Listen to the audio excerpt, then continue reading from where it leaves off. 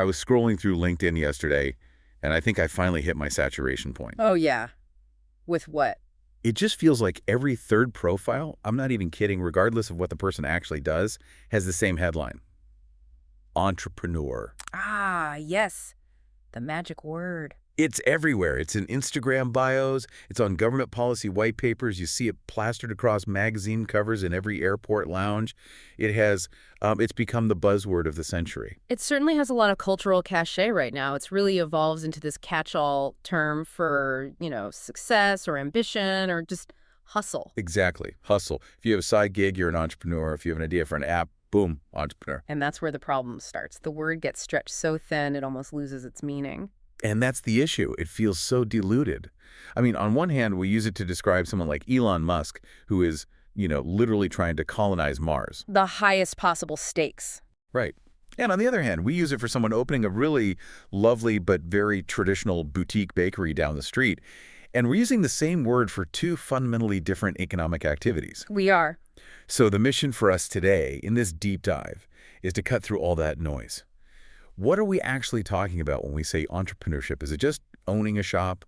Is it inventing the future? Yeah. Or is it something else entirely? That is the definition dilemma. And honestly, the confusion isn't new. It goes back centuries. To really understand it, we have to leave the whole Silicon Valley narrative completely behind for a bit. Okay, I'm ready. Where are we going instead? We need to look at French dictionaries from the 1700s, medieval German guilds, and this is my favorite part, perhaps most surprisingly, literal sea pirates. Pirates are on the agenda. Okay, I am very ready for that. But let's start at the beginning. The word itself, the etymology, it feels like it's doing a lot of heavy lifting. It's French, obviously. It is. It comes from the verb entreprendre.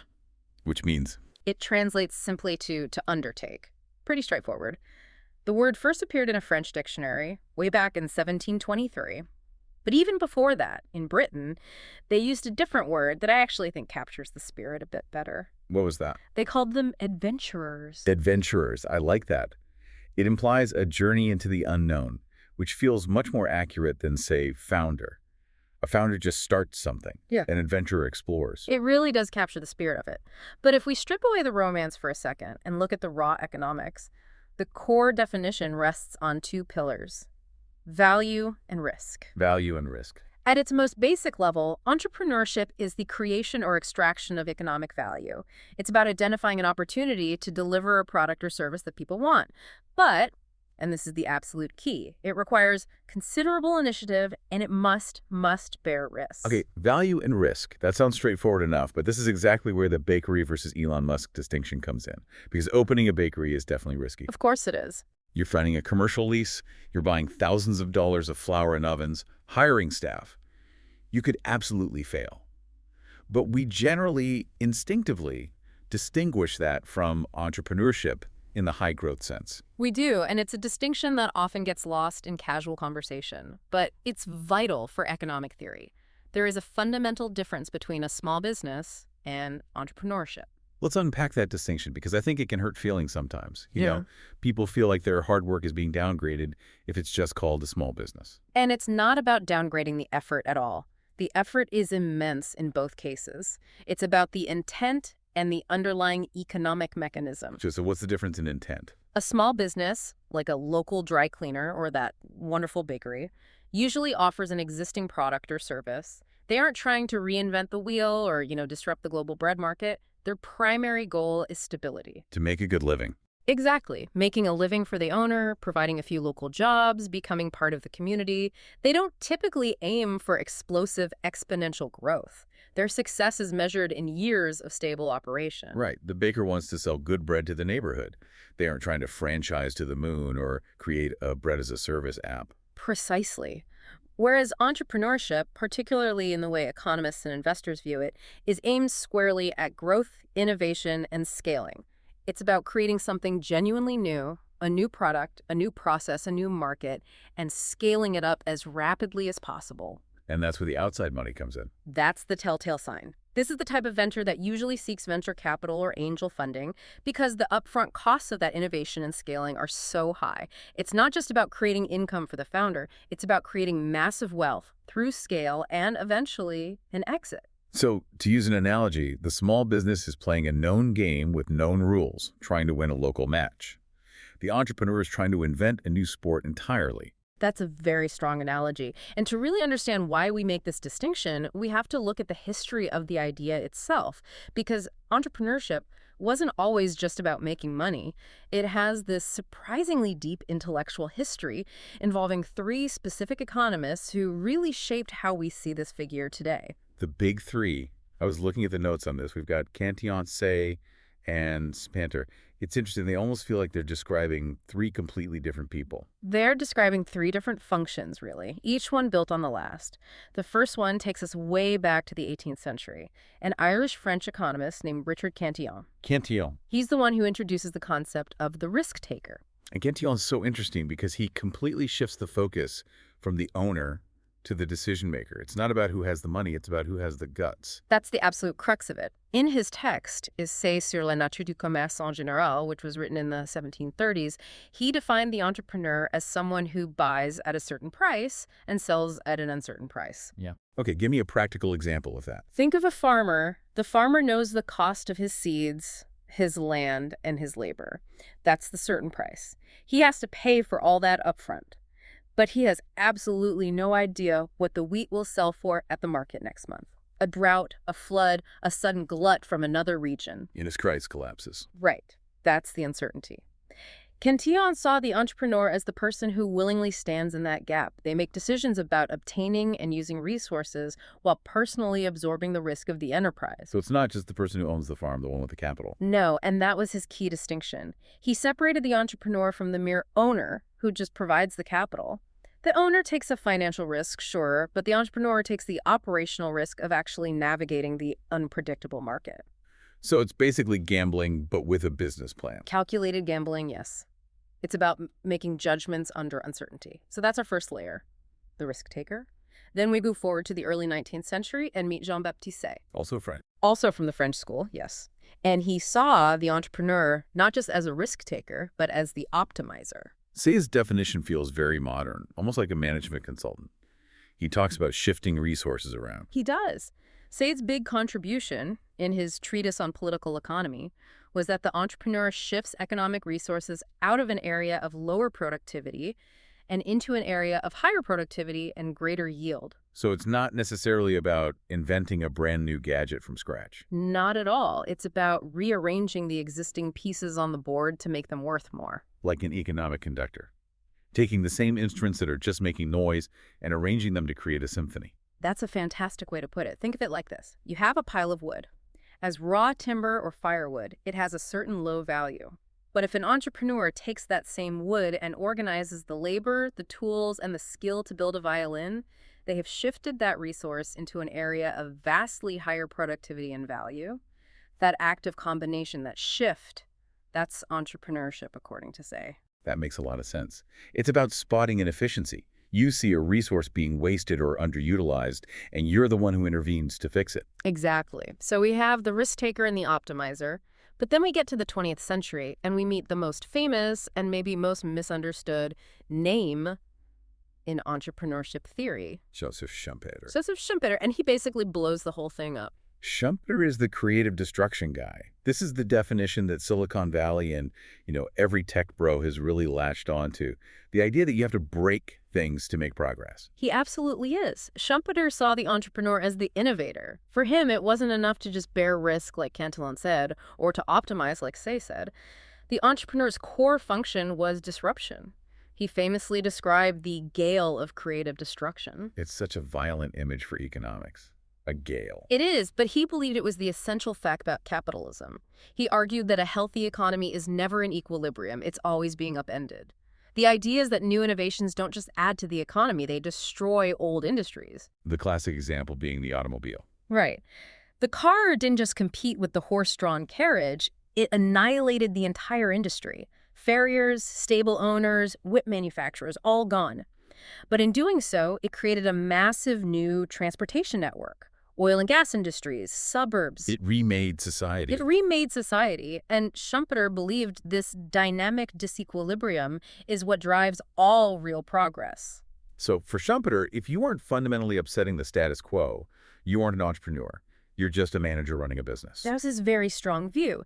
However, it's important to note there is a counterpoint to all this high drama. An economist named Israel Kirzner had a slightly quieter take. Okay, what was his view? Kirzner argued that entrepreneurship doesn't always have to be a gale of destruction. It can be incremental. It can be about alertness. Right, the alertness theory. Sometimes you just make a slightly better mousetrap. You don't have to blow up the entire house to do it. Precisely.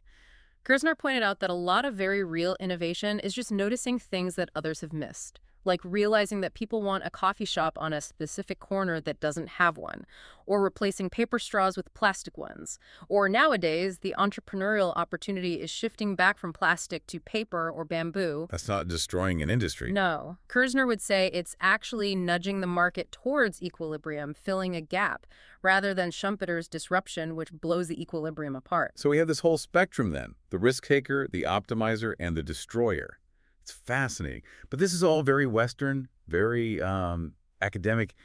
I was really struck by the example in the research from the Ashanti Empire. It shows that this concept of the big man who generates wealth is universal, but how different societies treat them varies wildly.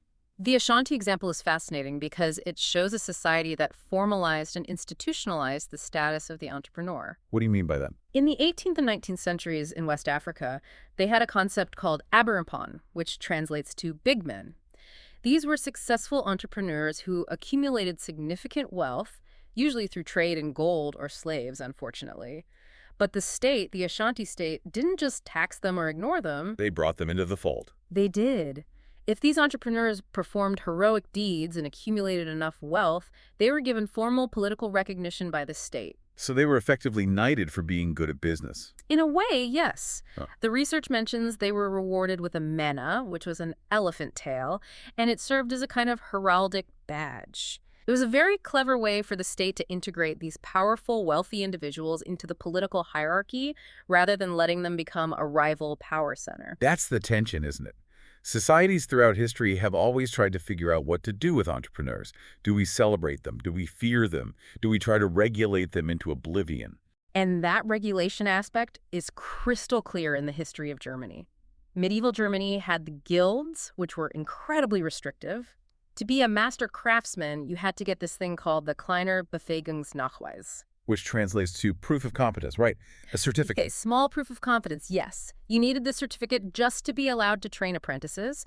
But the really interesting part in how this fluctuated over time. For a long time after 1871, Germany had Gewerbefreiheit, basically freedom of trade.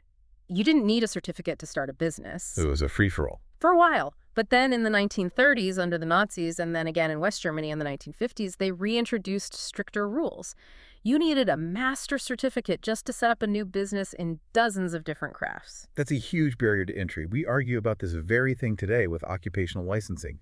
Do you really need a state license to braid hair? Do you need a license to be an interior designer? It's the exact same debate. The argument for the certificate is quality control, consumer protection, and stability. The argument against it is that it kills entrepreneurship by making it too hard to start. It protects the incumbents, the existing masters, from any new competition. So we've established that this role, this adventurer, has existed for centuries, and societies have oscillated between trying to control them and celebrate them. But let's fast forward to the human element, the psychology of it all. Because I feel like we have a very specific and very stubborn image in our heads of what a founder looks like today. The hoodie, the garage, the college dropout. The Mark Zuckerberg, the Steve Jobs, the Bill Gates archetype. We are constantly told that entrepreneurship is a young person's game. You need the boundless energy of a 20-year-old and, the naivety to not know what's supposed to be impossible. It's an incredibly compelling narrative. It makes for great movies. The problem is, if we actually look at the data, specifically a massive study by the U.S. Census Bureau and researchers at MIT, that entire image is statistically false. Okay, bust the myth for us. What's the reality? The average age of a successful startup founder is 45. 45.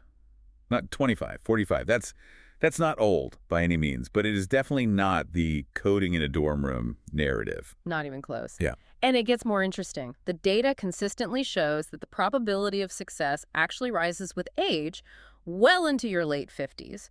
A 50-year-old founder is significantly more likely to achieve a successful exit or hit high-growth targets than a 30-year-old founder. So you're telling me my best years are still ahead of me. I don't have to be 19 to have a good idea. That's what the data says. And when you think about it, it makes sense. People ask, is it about resources? Capital. Yeah, that would be my first guess. You have more savings at 45. Capital is part of it, for sure. Older founders can bootstrap more easily.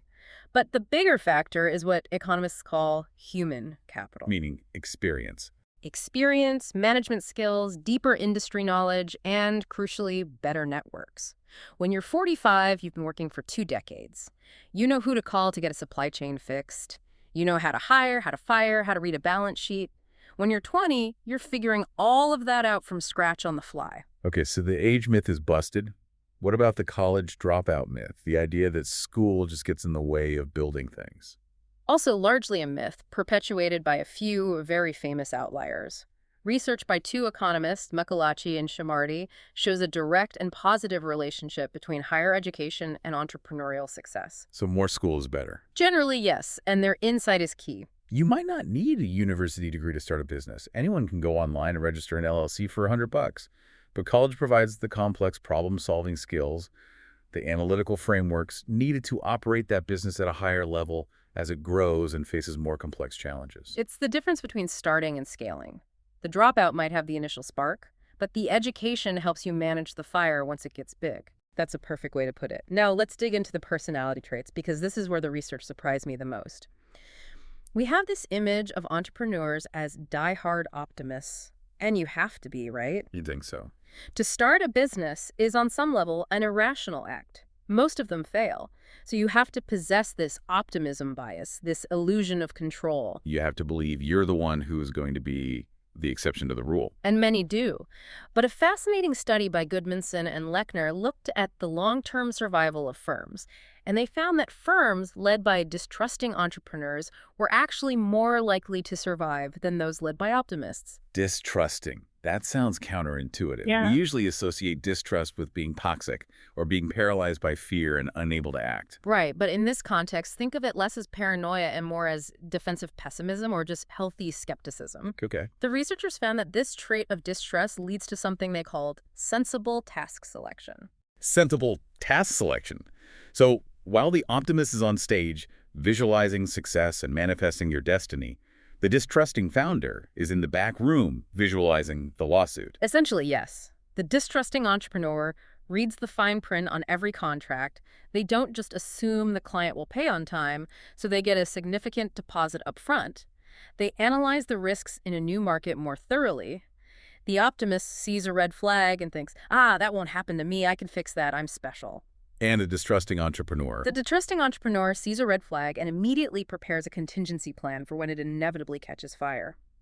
In the long run, that rigorous failure avoidance is what keeps the company alive when the optimist company runs out of cash. It's almost the anti-manifestation mindset. It's survival through pragmatism, not just positive thinking. It reminds me of that Andy Grove quote, "Only the paranoid survive." It's the perfect summary of it. And while we're looking at where these traits come from, we have to touch on the nature versus nurture debate. Are entrepreneurs born, or are they made? The father factor data stood out to me here. It's a 2025 study, I think, that showed nearly 75% of male entrepreneurs start a firm in the same or a very closely related industry as their father. 75%. That is an absolutely overwhelming number. It suggests that entrepreneurship is almost a trade you learn at the dinner table. It completely demystifies the process. If your dad comes home and complains about supply chains every night, you learn the vocabulary. You learn that business isn't some black box of magic, it's just a series of problems to be solved. It lowers the psychological barrier to entry. It feels normal. And there's also the peer influence factor that supports this. Research by Jesper Sørensen found that if you work in a company with a lot of former entrepreneurs, you are significantly more likely to become one yourself. The "if he could do it, I can do it" effect? Precisely. It normalizes the path. But there's a fascinating flip side to this nurture argument, the teenage rebellion study by Levine and Rubinstein. This paints a slightly more chaotic and, frankly, more interesting picture. This one was great. Tell me about it. So they analyzed a huge data set and found that successful entrepreneurs were, on average, disproportionately white, male, wealthy, and highly educated, fitting the privilege profile you might expect. Right. No surprises there. But, and this is the kicker, As teenagers, this same group was also disproportionately prone to aggressive, illicit, and risk-taking activities. So they were the smart kids, but they were the smart kids who were also, like, smoking behind the gym or selling fireworks out of their locker. Exactly that. They scored high on aptitude tests, but they had a history of breaking rules. And if you think about it, that combination is incredibly potent for an entrepreneur. You need the raw intelligence to build and execute, but you also need that rebellious streak, that willingness to challenge the status quo. A fundamental disrespect for the way things are done around here. That's it. If you are a strict rule follower who always colors inside the lines, you are probably going to be a fantastic employee or manager, but you might not be the one to disrupt an entire industry. Disruption requires a bit of delinquency. It seems so. And speaking of mental states, we should briefly touch on the concept of flow, Csikszentmihalyi's famous idea. Being completely in the zone. Right. Being so thoroughly engaged in an activity that you lose all track of time, of your surroundings, even of yourself. Csikszentmihalyi linked this psychological state directly to breakthrough innovation. But what's really fascinating is that he connected it all the way back to early education, specifically the Montessori method. Oh, interesting. I went to a Montessori preschool. I just remember a lot of wooden blocks and being told not to interrupt people. Well, that's the core of it. That prepared environment in a Montessori classroom is designed specifically to let children engage in deep, uninterrupted concentration on a task of their own choosing. Csikszentmihalyi suggested that this type of early conditioning builds the neurological capacity for flow later in life. You learn early on that you can control your environment and lose yourself in productive work. Wow. And that is a foundational skill for a founder who needs to maintain intense focus amidst the constant chaos of a startup. That connects the dots all the way from building blocks to building companies. That's incredible. Now, I want to bridge this psychological discussion of risk-taking back to the economics, because we throw the word risk around so loosely. Oh, that's a risky move.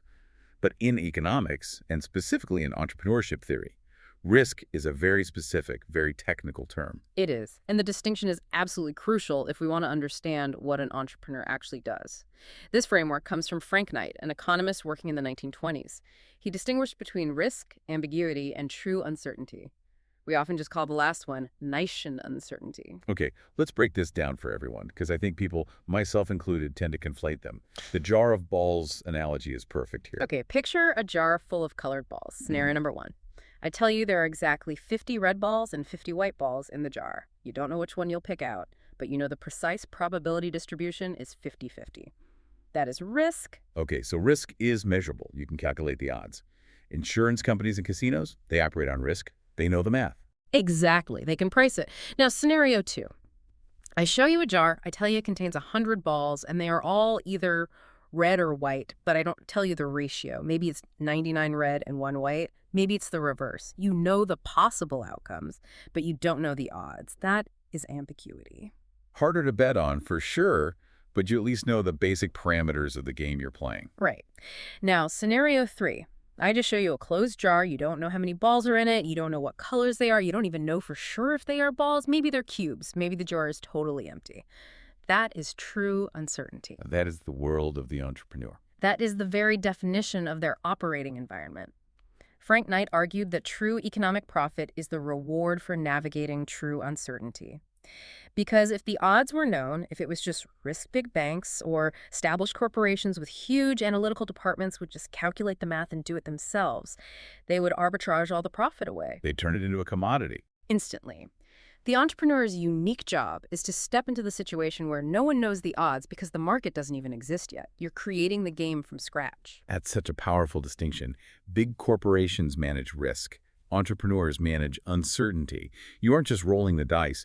You're inventing the game, Right. while simultaneously trying to figure out if dice are even involved in the first place. Precisely. And this leads us to look at who is willing to step into that kind of uncertainty. We talked about the standard white male profile earlier, but the real spectrum of entrepreneurship is so much wider. In fact, for many groups throughout history, entrepreneurship isn't a glamorous choice about disruption. It's a raw survival strategy. This brings us to the topic of ethnic and cultural entrepreneurship. It's kind of a dry academic term, but the stories behind it are literally the fabric of our culture. I mean, the fish and chip story absolutely blew my mind. It's a perfect example of immigrant innovation. Fish and chips is seen as the quintessentially British dish, right up there with the Sunday roast. But the entire concept of frying fish in a batter was brought over to Britain by Sephardic Jewish immigrants fleeing persecution in Portugal and Spain in the 16th century. No way. Yes.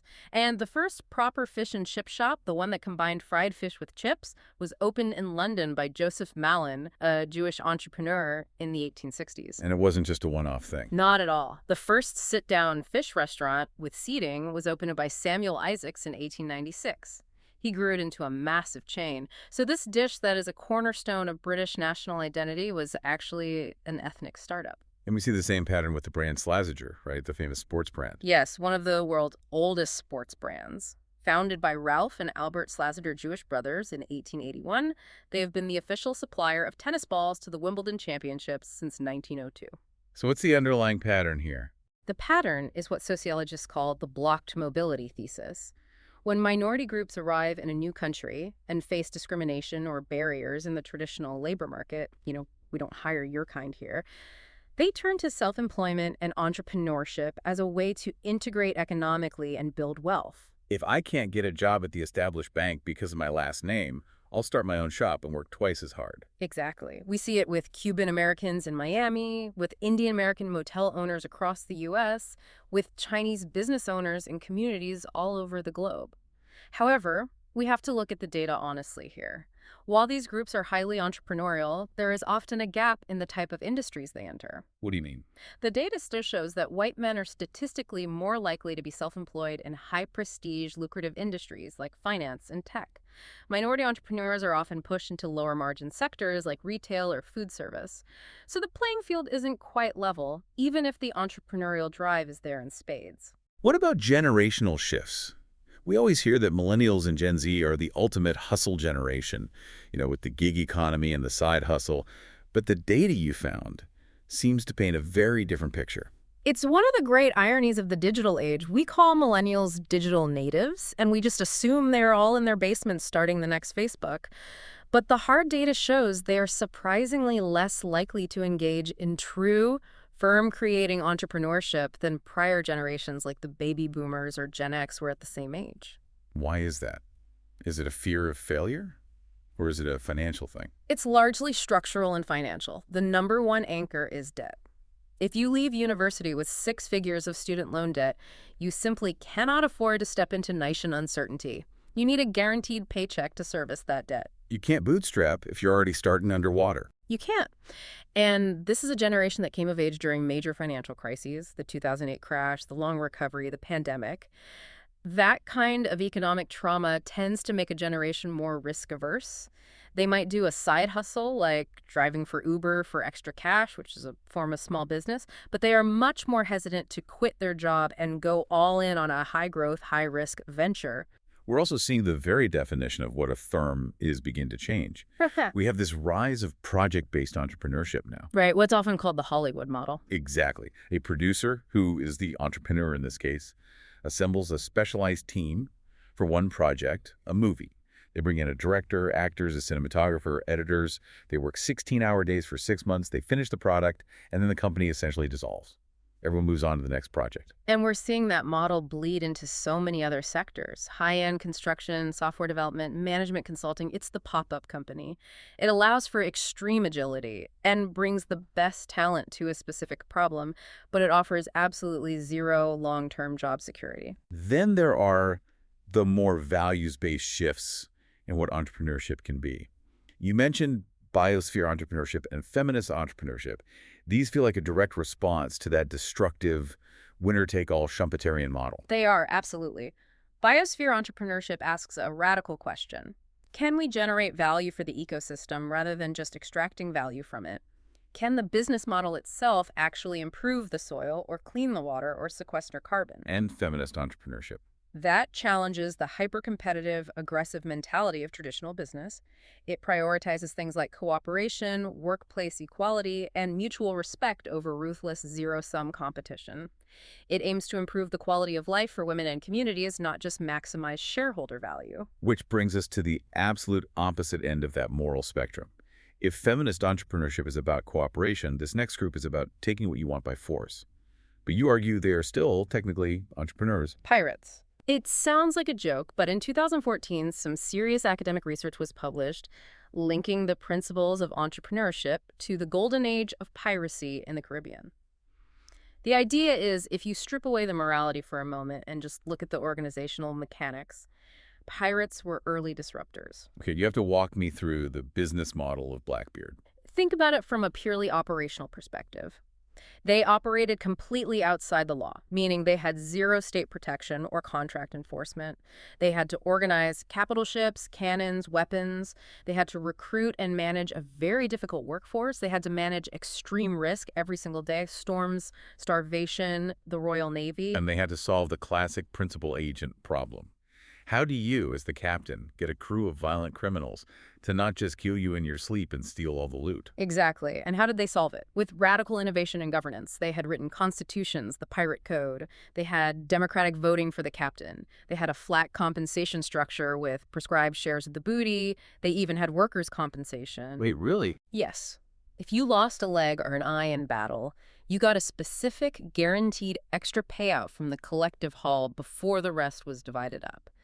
The argument is that pirates teach us how organizations form and manage risk in a vacuum when there is no government to enforce contracts. It's violent entrepreneurship, but from a structural standpoint, it's entrepreneurship. That is a wild but surprisingly compelling lens. Yeah. It's organization born from pure chaos. But let's pivot from that to the modern version of gathering a crew and finding treasure. Funding. This is the big debate for any founder today. Do you bootstrap or do you take the VC money? This is the critical fork in the road for any startup. Bootstrapping is when you use your own personal savings, you run up your credit cards, you rely on sweat equity. You only grow as fast as your sales allow. It's slow and it's painful. But you own it 100%. You have total control. The moment you take that first check from a venture capitalist or an angel investor, the entire incentive structure of your company shifts. Because the VC isn't buying your product, they're buying an exit strategy. Correct. They are not a customer. They are an investor who needs a liquidity event, a sale to a bigger company or an IPO, usually within a 5 to 7 year window. They need to get their 10x or 20x return to make their fund's math work. But maybe you, the founder, want to build a sustainable, profitable legacy business to pass on to your children. Or maybe you have philanthropic goals that eat into the short-term profit margins that they need. The conflict is baked into the model from day one. If I take the money, I ultimately work for the people who gave me the money. And founders often forget that, or they choose to ignore it in the excitement of getting that big check. They do. And bringing in VCs often means you lose control over strategy, over hiring, and eventually even over your own job. Boards fire founders all the time. I mean, Steve Jobs got famously fired from Apple. It's a classic Faustian bargain. You get the rocket fuel go incredibly fast, but you might lose control of the steering wheel. Which brings the government right back into the equation. Because if you're trying to sell a company or aiming for that massive IPO, the tax implications define the entire strategy. There's this persistent political belief on one side of the aisle that lowering corporate taxes is the magic switch to unleash a wave of entrepreneurship. Does the data actually back that up? The data is surprisingly mixed and much weaker than you'd think. It's not the slam dunk that politicians often make it out to be. How so? What does it say? Well, some studies suggest that high corporate taxes can actually incentivize certain types of entrepreneurship. That sounds completely backwards. Why would high taxes make me want to start a business? It's about tax arbitrage and avoiding double taxation. If personal income tax rates are very high, it might become advantageous for a high-earning individual to incorporate their work, pay themselves a smaller salary, and leave the profits in the corporation, which might be taxed at a lower rate. It can become a kind of tax shelter. On the other hand, other studies have linked more progressive income taxes to higher rates of sole proprietorships. So people are starting businesses partly to game the tax code, not necessarily because the low taxes unleash their inner creative genius. In part, yes. But the main, most consistent takeaway from researchers like Bruce and Mosen is that the elasticity is very low. The response to tax changes is small. What does that mean in plain English? It means it would take a massive, almost politically impossible tax drop, we're talking like 50 percentage points, to move the needle on entrepreneurial activity by just 1%. So all the political fighting over a 2% or 3% corporate tax cut is, in terms of its effect on startup rates, essentially just political theater. From the perspective of creating new entrepreneurs, the evidence suggests it's largely theater, yes. Things like culture, access to education, social safety nets, and the availability of early-stage capital matter a whole lot more than marginal tax rates. So we've covered a lot of ground here. We've gone from 18th century French dictionaries to Ashanti elephant tales, from the psychology of paranoid founders to the corporate governance of pirate ships.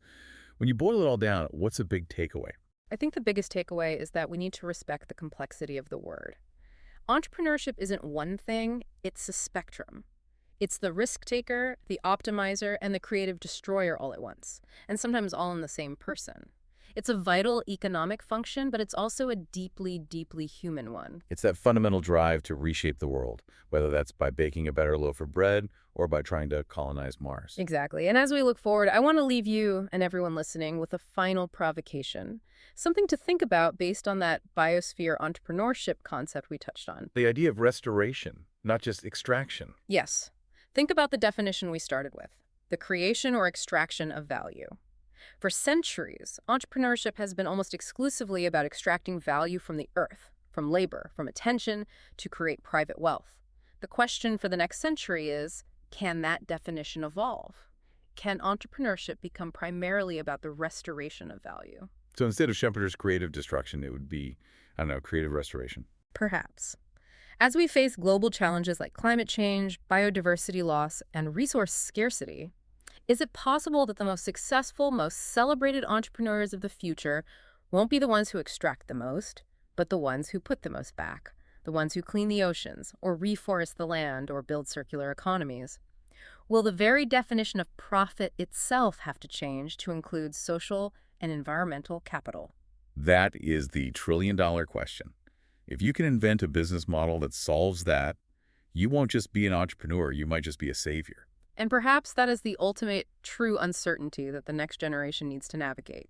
Well, on that rather profound note, I'm going to go analyze the risk distribution of my lunch options.